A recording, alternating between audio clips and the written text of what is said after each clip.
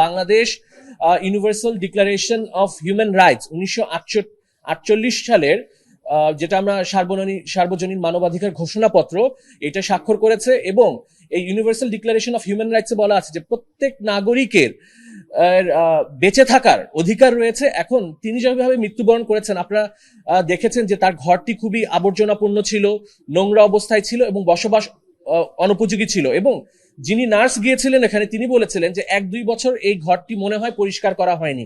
এই পরিস্থিতি, এই অমানবিক পরিস্থিতিতে মানবাধিকারের কোনো চরম লঙ্ঘন হয়েছে কিনা এটি নির্ণয় করার জন্য আমরা তদন্ত চেয়েছি। জাতীয় মানবাধিকার কমিশন আপনারা জানেন রয়েছে আমাদের বাংলাদেশে। জাতীয় মানবাধিকার কমিশন এই বিষয়টিকে তদন্ত করে তারা নির্ণয় করবে যে এখানে এই বৃদ্ধা নূরজাহান বেগম ওনার মৃত্যুতে কোনো মানবাধিকারের লঙ্ঘন হয়েছে কিনা। দ্বিতীয়ত আমরা চেয়েছি যে তিনি যে মৃত্যুবরণ করেছেন এখানে মৃত্যুর সঠিক কারণটি নির্ণয় করার জন্য, কারণ 7 দিন ধরে একটি লাশ একটি মহানগরের একটি গুরুত্বপূর্ণ স্থানে এভাবে পড়ে আছে, কিন্তু কেউ তার খোঁজ খবর নিল না, একাকিত্ব অবস্থায় তিনি লাশ হয়ে পড়ে রইলেন। এই বিষয়টি তদন্ত করে আমাদের ফৌজদারি, আমাদের দণ্ডবিধিতে যে অবহেলাজনিত মৃত্যু হয়েছে কিনা সেটি নির্ণয়ের জন্য।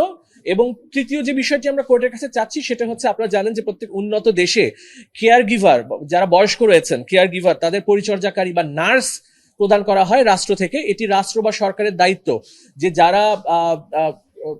যারা বয়স্ক এবং ইনফার্ম পার্সন রয়েছে, মানে নিজেদের শারীরিক অবস্থা তারা নিজেরা দেখাশোনা করতে পারে না, তাদেরকে পরিচর্যাকারী বা নার্স প্রদানের জন্য আমাদের যে সমাজ কল্যাণ অধিদপ্তর আছেন তারা কেন এই আমাদের দেশে যারা 65 বছর ঊর্ধ্বে রয়েছেন বয়স্ক এবং যারা নিজেদের দেখাশোনা করতে পারেন না তাদেরকে কেন পরিচর্যাকারী বা নার্স প্রদান করা হবে না, এই মর্মে আমরা নির্দেশনা চেয়েছি।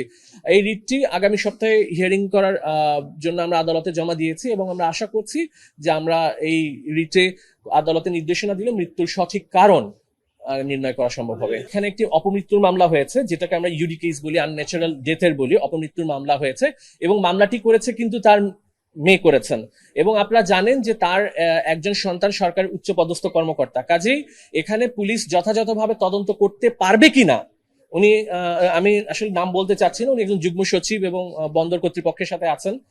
পুলিশ আসলে যথাযথ তদন্ত করতে পারবেন কিনা এই বিষয়টি আমরা সন্দিহান। এজন্যই আমরা এখানে তদন্তে চেয়েছি যে একজন ফার্স্ট ক্লাস ম্যাজিস্ট্রেট কর্তৃক যাতে এই মৃত্যুর সঠিক কারণটি নির্ণয় হয়। এবং আমাদের জাতীয় মানবাধিকার কমিশন, আপনারা জানেন যে জাতীয় মানবাধিকার কমিশন একটি পুরাতন সংস্থা। তাদের কাজ হচ্ছে এই সার্বজনীন মানবাধিকারের যে ঘোষণাপত্র এটিকে বাস্তবায়ন করা। বাংলাদেশে এই জাতিসংঘের এই মানবাধিকারের সনদপত্র যদি দেশে বাস্তবায়ন না হয়, একজন মানুষকে খাদ্যের অভাবে, চিকিৎসার অভাবে যদি মৃত্যুবরণ করতে হয়, এটি অবশ্যই যে কোনো দেশে, বাংলাদেশে না যে কোনো দেশে এটি চরম মানবাধিকারের লঙ্ঘন। আরেকটি বিষয় বলতে চাই, 2013 সালে পিতামাতার ভরণ পোষণ আইন আপনি জানেন প্রণীত হয়েছে এবং 2023 সালে পিতামাতার ভরণ পোষণ বিধিমালা প্রণয়ন হয়েছে, যেখানে সন্তানের দায়িত্ব রয়েছে প্রত্যেক পিতামাতার প্রতি। তার উপার্জনের একটি টাকা তিনি তার পিতামাতাকে দিবেন তার চিকিৎসার জন্য, তার বাসস্থানের জন্য, তার খাদ্যের জন্য। আমাদের বিদ্যমান আইনে যেখানে বাধ্যবাধকতা রয়েছে এবং এটি কিন্তু একটি দণ্ডনীয় অপরাধ, 3 মাস পর্যন্ত সাজার বিধান রয়েছে, সেখানে একজন নারী বৃদ্ধা যিনি মা, যার সন্তানরা বাংলাদেশে অবস্থান করছে, সেখানে 7 দিন ধরে তার মৃতদেহ পড়ে আছে একটি বাসায়। এই বিষয়টি কেউ জানে না, রাষ্ট্রের আইন শৃঙ্খলা বাহিনী জানে না, ওই বাসার যে আত্মীয় স্বজন প্রতিবেশীরা আছে তারা জানে না।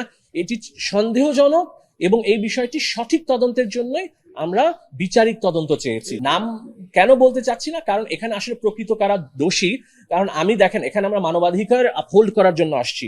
প্রত্যেক মানুষের, আপনি জানেন যে আমাদের cardinal principle of law is every person should be presumed to be innocent until proved guilty. ওনাকে আমি এখনই দোষারোপ করতে পারছি না, ওনার বিরুদ্ধে একটি তদন্ত চলছে। কাজেই ওনার একটি আত্মমর্যাদা, ব্যক্তি মর্যাদা রয়েছে, উনি একজন দায়িত্বশীল পদে আছেন। আমি একজন দায়িত্বশীল ব্যক্তির নাম এভাবে সঠিক জায়গায় যদি তদন্তে আসে, অবশ্যই তদন্তে যারা এর সাথে দোষী তাদের বিরুদ্ধে আইনানুগ ব্যবস্থা নেওয়া হবে, এই মর্মে আমরা আদালতকে প্রার্থনা করেছি।